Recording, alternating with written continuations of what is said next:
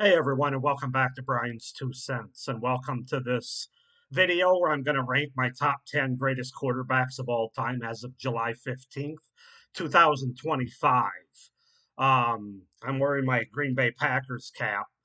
I am a Packers fan, but it's not going to be all made up of Packers, so you don't have to worry about that. I think I have one Packer quarterback, and then one in my top 10 and one in my honorable mentions. This is kind of in preparation as we're getting ready to approach the 2025 NFL season. I believe we're about a week away from training camps open, so I thought it would be fun to come on here and just kind of give you guys my thoughts on who my top 10 quarterbacks are of all time as of this moment, July 15th, 2025. This list can always change. I have two players on my top 10 that are still active, that are still playing today. And yeah, that's it. Even my honorable mentions aren't. So, two out of basically 15 quarterbacks, I'm going to give you five honorable mentions in my top 10. And only two out of the 15 are actually active. So, I was born in 78. So, obviously, I didn't watch all the quarterbacks before the 70s or even early 80s. I started watching NFL in about the mid 80s, I would say, as a kid. So I got to watch a lot of the Marino and Kelly years and John Elway and guys like that. But I try to have a I try to have an appreciation for the past as well. So I did my research and I look back, and of course there's some big quarterback names before I was born. So I don't want it just to be a list of 10 quarterbacks that all played in the last 20 years because that's not really, to me, that's not really an honest list. Although that being said, a lot of the quarterbacks on my list are going to have having played in the last 30 or 40 years. That's just the reality of it. But yeah, let's just go ahead and get into it. I think I've talked enough now. So I think I'm going to give you my honorable mentions first, and then I'll get into my top 10, starting with my number 10. So there's five guys that I have as honorable mentions. One of them is Jim Kelly, who played for the Bills, of course, from the mid 80s to the mid 90s, took the Bills to four straight Super Bowls. And even though they didn't win any of those games, I would argue that it's a credit for him to be on this list. The fact that he got that team as the leader and the quarterback back to back to back to back to back Super Bowls, having lost a year before, is quite impressive when you really think about it. And throwing that ball in Western New York too, the way he did, and still getting zip on it. Just a great quarterback, Jim Kelly. Steve Young, following Joe Montana, having one of the great Super Bowls by a quarterback of all time in Super Bowl 29 against the San Diego Chargers, throwing six touchdown passes. Obviously, besides that, just a great career with the 49ers. I know he played for the Bucks before that too, but he's on this list because of his San Francisco career. Two-time MVP, um, very efficient, great mobile quarterback. Not a running quarterback, but a very mobile left-handed quarterback as well. So Steve Young, great quarterback. Another contemporary of his, Troy Aikman. I had to think about who the best Cowboy quarterback was, and so that was a challenge. Rogers or well, I just buried the lead there, didn't I? Troy Aikman, the three-time Super Bowl champion and three Super Bowl appearances, a very efficient quarterback, a great leader for those Cowboy teams that had a lot of talent, not always a lot of discipline. And I think he was the guy that made it all go. Just a very efficient, underrated quarterback in the '90s in a lot of ways. And yeah, the three-time Super Bowl champion. I know he won one of the MVPs. I think he's a Super Bowl MVP the first time they went. I don't know if he won more than that. But yeah, Troy Aikman, I have to mention. Then I have Brett Favre, the one of the two Packers you'll hear about on in this video. Brett Favre missed the list basically because he's a turnover machine. As a Packer fan, I can admit that. However, he has to be mentioned because he played 20 years. He started over 320 games, whatever it was, consecutively, playoffs and regular season. The Iron Man of NFL quarterbacks for sure. he retired of all time passing leaders in all the major categories. A two-time Super Bowl, two Super Bowls, a Super Bowl champion, a three consecutive MVPs. And he was fun to watch. I mean, if you're somebody that wasn't rooting for the team he played for, um, he was really fun to watch the way he played the game, the passion that he had. So yeah, you can't really tell the history of the NFL without having Brett Favre, at least in the honorable mention category. So that's where I have him. And then finally, my fifth entry is Johnny Unitas. Obviously, I didn't see Johnny Unitas play, but he played for a long time. They didn't call him the Golden Arm for nothing. When I watch his highlights and I read about him, the guy had a cannon for an arm, very accurate as well. Just a really the first great, iconic quarterback, you might say, Johnny Unitas. He played mostly for the Colts and then the Chargers at the end of his career. But yeah, just he put up great numbers at a time where it wasn't a passing league and people weren't putting up great numbers. So that kind of speaks a lot to his greatness. So, okay, those are my honorable mentions. Now we get into the top 10 of all time. And number 10 is going to be one of the active players on this list. This guy could definitely go higher, and my guess is he probably will. But that's Patrick Mahomes, the Kansas City Chief quarterback. Only 7 seasons he's played in the NFL as a starter so far.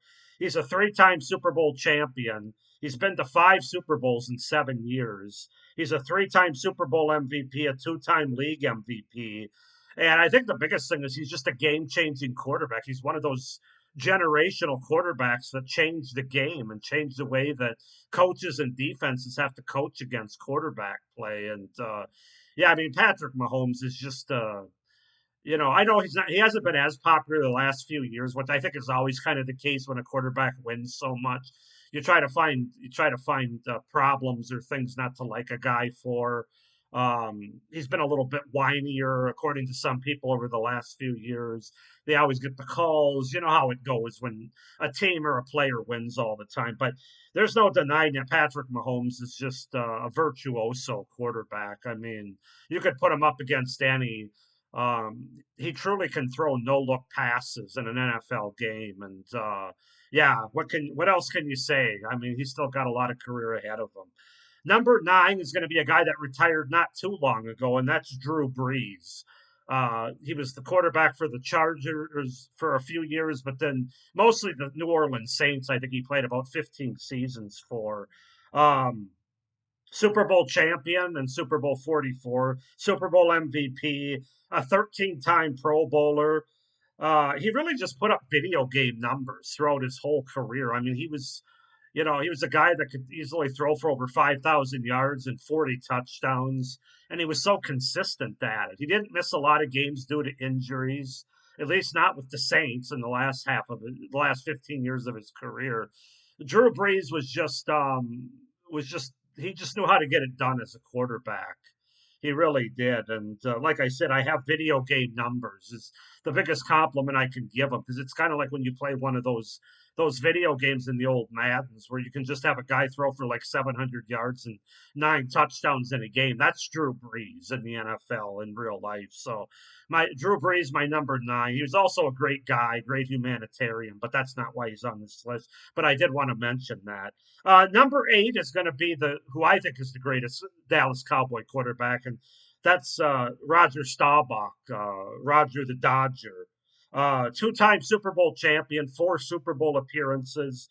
He was a Super Bowl MVP, a 4-time passer rating leader, and he's known as Captain Comeback for a reason. I mean, he was truly. I think America's team of the Cowboys stems from Roger Staubach's time as a Cowboy, because he was. I mean, he was Captain America. He was Captain Comeback. Um, Roger Dodger. However, whatever he has so many nicknames, and even the 2 Super Bowls he lost to the Steelers, he fought right down to the end, so he never really got blown out or anything.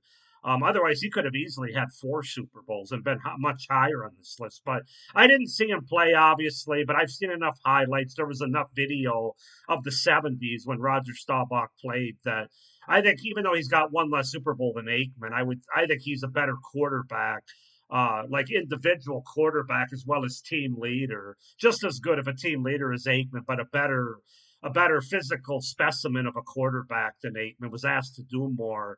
And the Cowboys of the 70s was a direct result of Roger Staubach's leadership in quarterbacking. So, number 8, Roger Staubach. Number 7, this might be a bit of a surprise to people that he's not higher. It's tough. It gets tough the closer you get to the top. But Dan Marino is number 7. Now, of course, the knock on him is he doesn't have a Super Bowl. He only went to one his second year in the league. But quite simply, Dan Marino is the best pure passing quarterback that I've ever seen play. He owned all the quarterback records when he retired, all the good ones: yards, touchdowns, completions, you name it. He was a league MVP. He broke so many regular season game records, regular season records, career records. I mean, he was the standard and still is in a lot of ways for what prolific passing is in the NFL. And again, he did it at a time 40 years ago where the league isn't what it is now, where guys, average quarterbacks, can throw for over 4,000 yards. He was throwing for 5,000 yards when other guys were barely getting 3,000 yards. So yeah, you watch Dan Marino's highlights and you watch that release, the best and quickest release of any quarterback that's ever played in the NFL for my money. There's only one guy that comes close to it that you can talk about in the same sentence, and he's coming up here yet. But yeah, Dan Marino. I don't even care that he hasn't won a Super Bowl because I don't think his teams were ever good enough, especially his defenses. Um, just a phenomenal passer of the football. So yeah, Dan Marino, number 7. Number 6 is going to be a 4-time Super Bowl champion, and that's Terry Bradshaw, who played for the Pittsburgh Steelers in the 70s. He's a 4-time Super Bowl champion, a 2-time Super Bowl MVP. And, a lot of people will say, well, it's the defenses that carried him to 4 Super Bowl championships. He threw a touchdown in all four Super Bowl fourth quarters. And the Steelers never really blew anybody out. I mean, they beat the Cowboys by 4 points twice. They beat the Vikings by 10, and they beat the Rams, I want to say.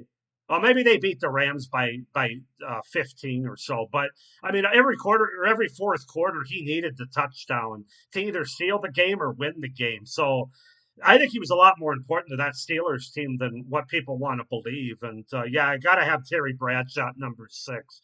You win 4 Super Bowls in 4 tries, and half of them you're the MVP of the game. I mean, that's enough said. Now we get into the top 5, and this is really where um, my viewing experience really plays into it. Number 5, John Elway, Denver Bronco quarterback, a 2-time Super Bowl champion, um, five five Super Bowl appearances. He was a Super Bowl MVP in the very last game he played in Super Bowl 33. Um, Iconic comebacks. I mean, you're talking about the comeback against the Browns in the '86 playoffs, the drive. Um, the guy had a cannon for an arm. He could literally throw it 50 yards across the field. Um, and I mentioned the 5 Super Bowl appearances because his defenses stunk the first 3 Super Bowls they went to. And yes, they got blown out. And yes, he didn't play particularly well. But the teams he played against were just better. And I give him a lot of credit for getting those Broncos teams to those Super Bowls. And then, of course, once he got Terrell Davis and Mike Shanahan at the end of his career, he was rewarded with back-to-back Super Bowls. But John Elway, I mean, you talk about a guy that I would tune in and watch. He might be, you could argue he's the greatest comeback quarterback of all time. Certainly top 3. I mean, he's right up there with any of the great ones, Roger Staubach or another guy or two that might be mentioned yet. Um, so yeah, all the love in the world for John Elway, just a phenomenal quarterback.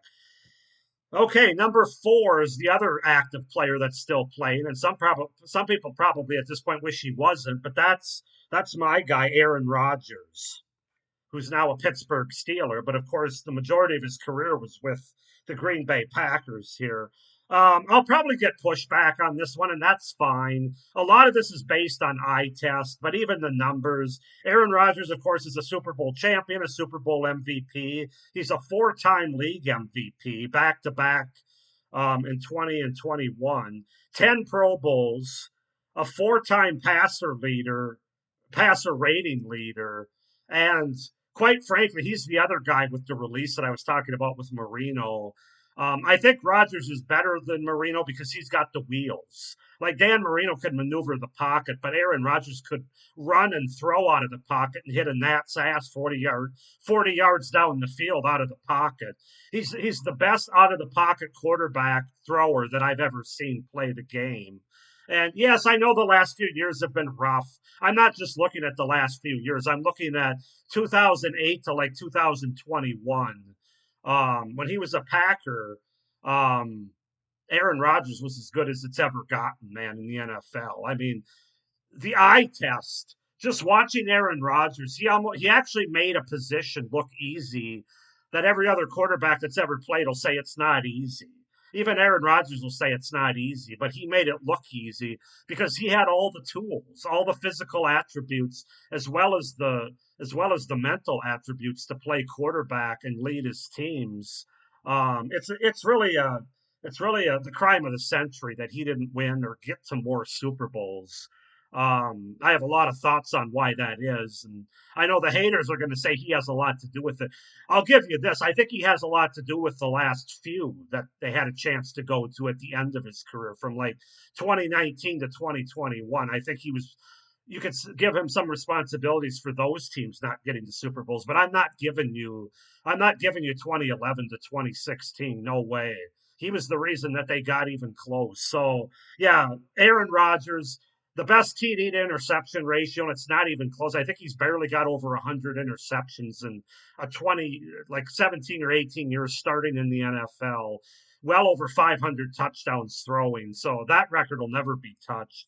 He's the most efficient, physically gifted quarterback that's made it look easy that's ever played on the field, in my opinion. And I would say that if he played for the Arizona Cardinals, it's not just because he's a Green Bay Packer, although it doesn't hurt. Moving on, though, number three, I might get pushed back on this one too. I probably will with my top four, but number three is going to be Joe Montana, Joe Cool, a four-time Super Bowl champion, a three-time Super Bowl MVP, and I give you this number: 11 and 0, 11 touchdowns, zero interceptions, and four Super Bowls. He was 4 for 4, as was Terry Bradshaw in Super Bowls. Never lost, never threw an interception. He's also a two-time Offensive Player of the Year. He was a Comeback Player of the Year. Or I'm sorry, uh, no, I was looking at another player. Sorry about that. He was a two-time league MVP in addition to all the Super Bowl records and stats. And he's known as Joe Cool because no quarterback has ever, well, except for maybe who my number one is, but up to the end of his career, no quarterback has ever been more cool and more clutch in the clutch than Joe Montana. All you have to do is look at the four Super Bowls, and he has some of the most iconic moments in NFL history. You've got the catch against the Dallas Cowboys in 1981. You've got the touchdown. That was to Dwight Clark. You got the touchdown against the Bengals in Super Bowl 23 to John Taylor. Um, you got the five Super Bowl passes and the biggest blowout against the Denver Broncos in Super Bowl 24. I mean, Joe Montana, I think he's the guy I might take if I had one big Super Bowl or championship game to win and I was down by 7 in the fourth quarter or tied even. I think I might take Joe Montana over everybody below that I've mentioned and the ones that I'm going to mention above him. I don't know for sure. It's close though. But yeah, Joe Montana, the Super Bowl numbers speak for themselves. He's my number three. Number two, Peyton Manning, a two-time Super Bowl champion, a Super Bowl MVP, the only five-time league MVP, a two-time Offensive Player of the Year, a Comeback Player of the Year. He came back from having neck surgeries when he left as a Colt and went to the Broncos and led them to a Super Bowl. two Super Bowls, including a Super Bowl championship. Peyton Manning was just a machine. He was the coach, the quarterback, the leader of the team. I don't think Peyton Manning needed a head coach or a quarterback coach or an offensive coordinator. He kind of wore the hats for all of them. He was the complete offensive system all in that head of his. Um, just a tremendously smart player, maybe the smartest quarterback, the most prepared quarterback that's ever stepped on an NFL field before. Um, yeah, Peyton Manning. When I watched him play, the guy was just a machine. I mean, he just knew how to win, and he was a hell of a thrower of the football. He could knock it on a dime from 50 yards away. So yeah, Peyton Manning number two. But number one's probably not going to be a huge surprise. And I fought this guy not to be number one for several years. But after a while, you're just fooling yourself and you're making yourself look bad if you don't have Tom Brady as number one, a seven-time Super Bowl champion, a five-time Super Bowl MVP, a three-time league MVP, 15 Pro Bowls. He's got over 285 wins combined, regular and postseason, 35 postseason wins, which is the most by about 17 games over the next guy. His leadership, his competitive drive, whether it was his second year with New England or his last year in Tampa Bay, was on. I would argue almost unmatched. Um, I think he's the one quarterback that guys would literally play for, and they always make that offensive lineman would jump over broken glass or walk through fire for their quarterback.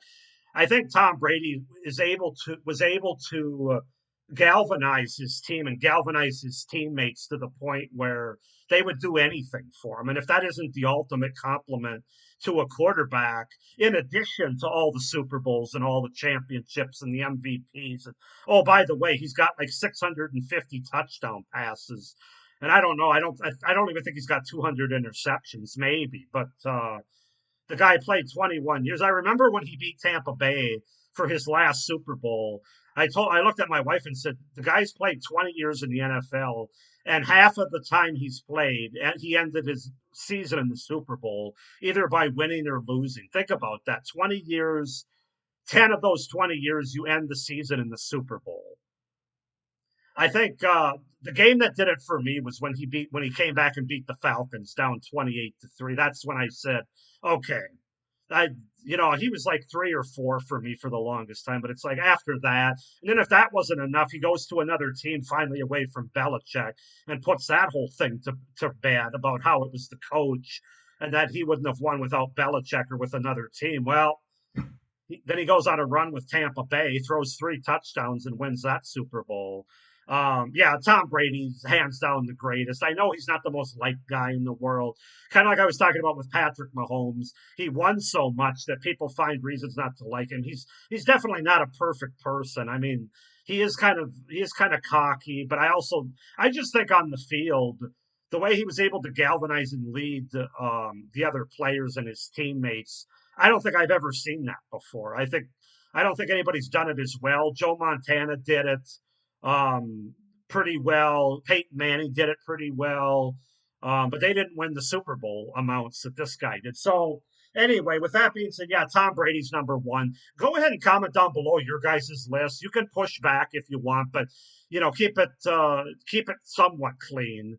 If you have a strong opinion on why somebody's too high or too low, or why they're not on the list at all, I'd love to hear it down below. Or give me your top 10 even as it stands on July 15th, 2025. So with all that being said, thank you for watching this video. I hope you're doing well, and I'll see you at the next one. Bye.